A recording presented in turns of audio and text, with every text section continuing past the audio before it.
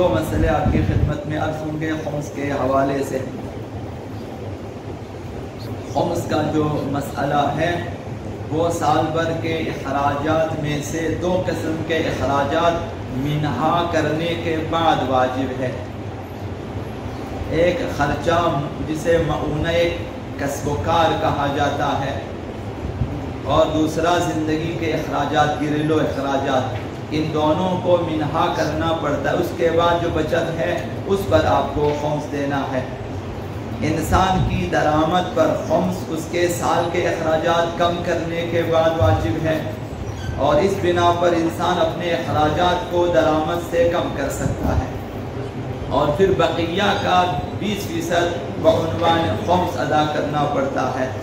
تو خمس سے پہلے منہا کرنے والے اخراجات دو قسم کے ہوتے ہیں، ایک معونہ کسب ہے، دوسرا زندگی کے اخراجات۔ معونہ کسب سے مراد وہ تمام اخراجات ہیں جو درآمد حاصل کرنے کے لیے آپ خرچتے ہیں، جس کے مقابلے میں کوئی چیز موجود نہیں ہے، صرف خرچ ہے وہ۔ جیسے کاریگر کی ضرورت ہوتی ہے تو آپ کاریگر رکھ لیتے ہیں، اس کا خرچہ آپ کو نکالنا ہے سال کے اخراجات میں سے۔ دکان کا کرایہ آپ کو دینا ہے تو دکان کا کرایہ آپ دیں گے سال کے درآمد میں سے، اسے بھی آپ نکالیں گے، اور اسی طرح بقیہ اخراجات، اس میں بجلی کے بل ہیں، گیس کے بل آئیں گے، مثلا پانی کا بل اس میں آ جائے گا، باقی جو ہیں جو بھی اخراجات ہیں کسب و کار کے حوالے سے، تجارت کے حوالے سے، وہ تمام اخراجات منہا کرنے کے بعد جو باقی بچت ہے اس پر خمس واجب ہے، اس کا 20% نکالنا چاہیے۔ اور دوسرا خرچہ گھریلو اخراجات ہے، اس کی تفصیل انشاءاللہ آئندہ بیان ہوگی۔ تو ایک حدیث مبارکہ آقا امام باقر علیہ السلام کی آپ کی خدمت میں عرض کرنا چاہوں گا۔ حدیث مبارکہ میں فرمایا کہ ان اشد ما فیہ الناس یوم القیامہ، قیامت کے دن سخت حالت ان لوگوں کی ہوگی، قیامت کے دن سخت حالت ان افراد کی ہوگی کہ ان یقوم صاحب الخمس فیقول یا رب خمسی۔ اس وقت جب قیامت کے دن خداوند متعال کی بارگاہ مستحقین خمس کھڑے ہو جائیں گے اور خداوند متعال کی بارگاہ میں فریاد کریں گے، پروردگارا ہمارے خمس کا کیا حساب ہوا، دادخواہی کریں گے، خدایا ہمارا خمس، میرا خمس۔ قیامت کے دن بارگاہ الہی میں دادخواہی کریں گے فقراء مساکین جو مستحق تھے خمس کے، یا سہم امام میں سے یا سہم سادات میں سے، مثلا اسی طرح زکوٰۃ والے جو مستحق تھے، وہ جن کو نہیں دیا گیا، ہمارے آس پاس میں ہونے کے باوجود، ہم ان سے باخبر ہونے کے باوجود ہم نے انہیں ان کا حق نہ دیا، وہ قیامت کے دن بازخواست کریں گے، دادخواہی کریں گے، اور خداوند متعال کی بارگاہ سے مطالبہ کریں گے، پروردگار انہوں نے میرا حق نہیں دیا، یا انہوں نے کھا لیا یا روک لیا، کسی اور کو دیا۔